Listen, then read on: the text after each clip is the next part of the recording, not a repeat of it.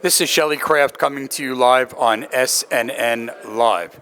We're coming to you from the Dawson James Securities Small Cap Growth Conference 2019 here in Jupiter, Florida. I have with me today Sabrina Martucci Johnson from Daré Bioscience. It's a publicly traded company on NASDAQ, and the symbol is DARE. Sabrina, welcome back to SNNLive. Thank you. Thanks for having me back. Always a pleasure. Good to have you. Now let's get started with a brief overview of the company, and we'll go from there. Yeah, well, thank you, Shelley. So we are focused in women's health and, frankly, just addressing the most persistent unmet needs in women's health and really making sure products make it to market. So we have 3 different late-stage clinical programs. So you were on about a year ago. So do you have any updates to share with us since then? Yes, we have a lot of great updates, and actually it's a really interesting time for the company right now because we have 3 late-stage programs. One is our hormone-free contraceptive. It's the first ever once-a-month hormone-free contraceptive in development, and we have data reporting out this quarter, so we're very excited about that. When we were last on, we talked about we had just licensed in a program for female sexual arousal disorder, which is the female version of erectile dysfunction, and we finished up some activities that now position us well to talk with the FDA about our phase 2B plans. So we're hoping to be moving that forward into phase 2B.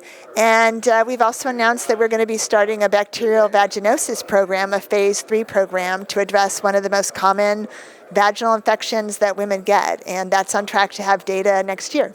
So really exciting time for the company. So what would you say is your competitive advantage? Yeah, I mean, every single one of the programs in our portfolio is something that we brought in because, one, it addresses a persistent unmet need in women's health that is not adequately addressed today. So typically that's because either we're attempting to offer it in a form that's more convenient for her, so convenience, compliance, very important, or that has an opportunity for efficacy that's higher than what's available today. So our bacterial vaginosis program showed an 86% cure rate in its phase 2 study versus the landscape today where the cure rates are 37 to 68%.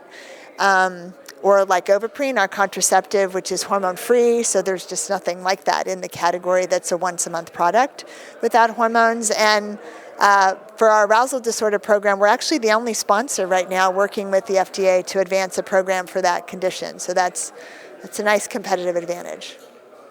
You know, I was going to ask you to tell me more about the landscape. If you can, tell me more.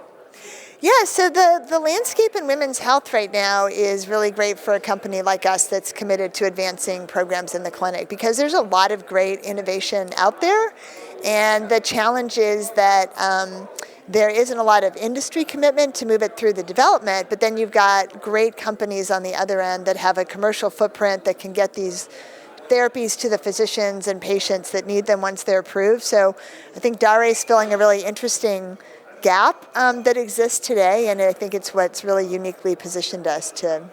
What would you say is the size of the addressable target market?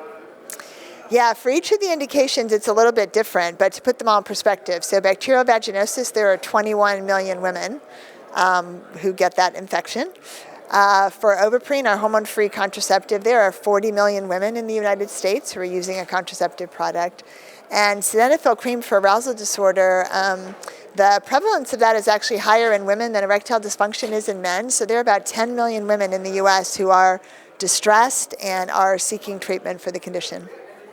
So, you're a public company, so obviously only tell me what you can based on press release, et cetera, and guidance you've given. What are some growth drivers for Daré?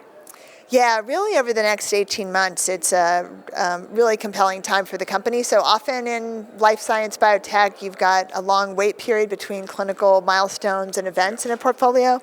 But because of how we've built the portfolio, really for us, the drivers are going to be kind of clinical data readouts. So we've got our Ovaprene contraceptive readout this year, bacterial vaginosis next year, and potentially also our sildenafil cream next year as well. So, you know, as you think about those catalysts, those are important milestones. And then we've built a portfolio around partnering. We've been very public about this, that, you know, finding partners to help us on the commercial side is really part of our growth strategy as well. So. Let's get your website out there for more information for our investor audience. Absolutely. It's just Daré Bioscience. So Dare, which is also the ticker, Bioscience.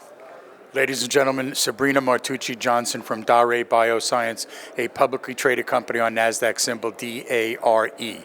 I'm Shelley Kraft. This is SNNLive. We're coming to you live from the Dawson James Securities Small Cap Growth Conference 2019 here in Jupiter, Florida. Sabrina, thanks for coming on. Thank you so much, Shelley. Thank you. My pleasure.